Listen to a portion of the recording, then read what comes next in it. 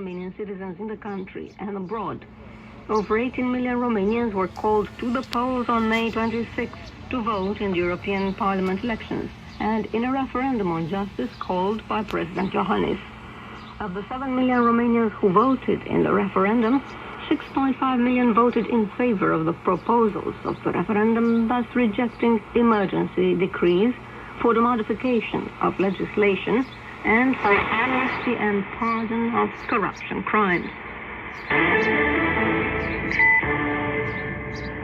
The observance of the rule of law and the independence of the judiciary were high on the agenda of talks with the Romanian Prime Minister Viorica Dăncilă, who went to Brussels on Tuesday with the President and first Vice President of the European Commission, Jean-Claude Juncker, and Frans Timmermans. The visit occurs in the context in which the European Commission has repeatedly warned Romania that it will not hesitate to take radical measures if it identifies irregularities running counter to the European values.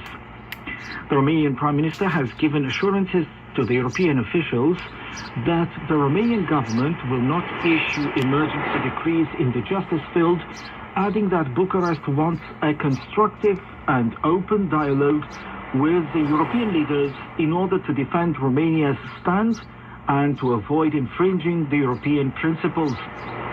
The Brussels officials hailed the Romanian government's commitment to not taking controversial measures in the justice field and their wish to immediately resume dialogue within the cooperation and verification mechanism with the purpose of making progress in the reform process and in the anti-corruption fight.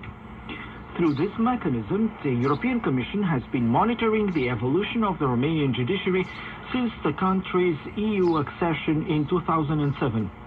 The President of the European Commission thanked the Romanian Prime Minister for the excellent activity reported so far by the Romanian Presidency of the Council of the EU, which has completed more than 100 files, of which the most important are those related to the European Border and Coast Guard Agency, the European Labour Authority, and the Copyright Directive.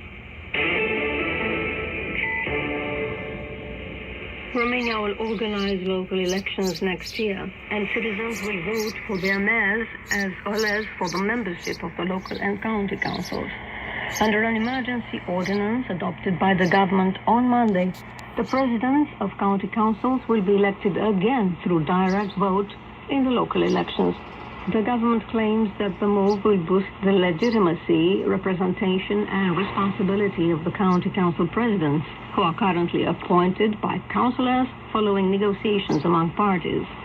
To support the move, the leftist government coalition invoked the request of 30 county council presidents, including those from the opposition, which accounts for 3/4 of the total number of county council presidents.